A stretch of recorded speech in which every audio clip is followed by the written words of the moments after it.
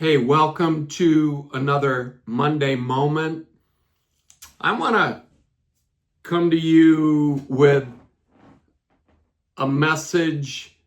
It's like a leadership message. I want to talk about what to do when the manna ceases. I'll be in Joshua chapter 5.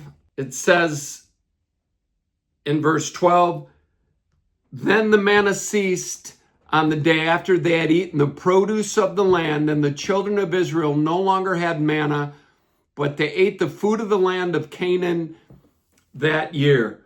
We know that this is after they had crossed over the parted Jordan River that overflowed all of its banks during harvest.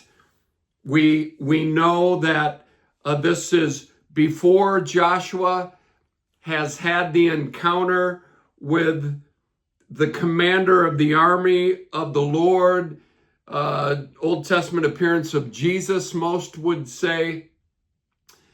And so I believe there are two huge differences between those who make it into their promised lands and those who don't. You know, what about the people that really believe they've heard from God and they never seem to walk in the things that they believe God has for them? They never seem to realize those things. What about, the differences there? The differences between the Moseses and the Aarons and the Joshuas and the Calebs.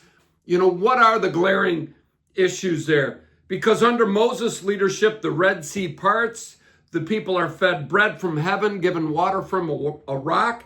Under Joshua's leadership, the Jordan parts and the manna ceases as the people eat the produce of the promised land. So why did one generation make it, the other didn't? Why did Joshua and Caleb make it and Moses and Aaron did not? Why? Under Moses' leadership, the spies reported back to everyone. 10 of the 12 were discouraging. The people grumbled and they complained and they never left the wilderness. Under Joshua's leadership, the spies reported back to Joshua, and there were only 2, and the people were obedient. Even when they marched around Jericho, they were silent until the last day. What would be the difference? I believe it's a heart issue. Were the people circumcised under Moses' leadership? Yeah, but only physically. I don't believe their hearts were circumcised. And wasn't that one of Moses' complaints against the people? Under Joshua, you got to believe all that they had seen. They saw an entire generation die off in the wilderness.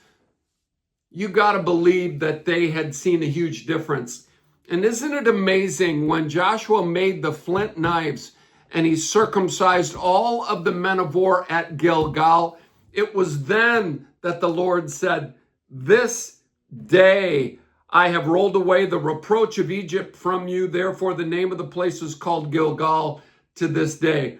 There was something very, very significant under Joshua's leadership. In fact, the Septuagint finishes the end of the book of Joshua by saying that they buried Joshua with the flint knives that he circumcised the people. So there was something about Joshua's leadership that was greater than even Moses's, yet you never hear of Joshua being spoken in the same light as Moses. What was different about Joshua's leadership? I'd say Joshua carried a knife. His leadership was different. Moses could get the people out of Egypt, but he couldn't get them into the promised land. Aaron did whatever the people wanted him to do, to the point where he made a gold calf for them to worship. Joshua went right to work. And he circumcised the men of war before they faced the battle at Jericho. Joshua was the man that God called him to be. In the same way that he was with Moses, he was with Joshua. Yet Joshua doesn't get near the accolades that Moses does.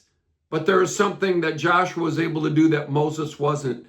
Moses got so upset with the people that instead of leading them, he labeled them and said, do we got to bring water out of this rock, you bunch of rebels? And he struck the rock instead of speaking to it like God told him to. Moses failed to hallow God before the eyes of the people. Joshua always hallowed God before the eyes of the people. So that even when Joshua was old, there was still a lot of land that needed to be conquered, but he was too old to do it.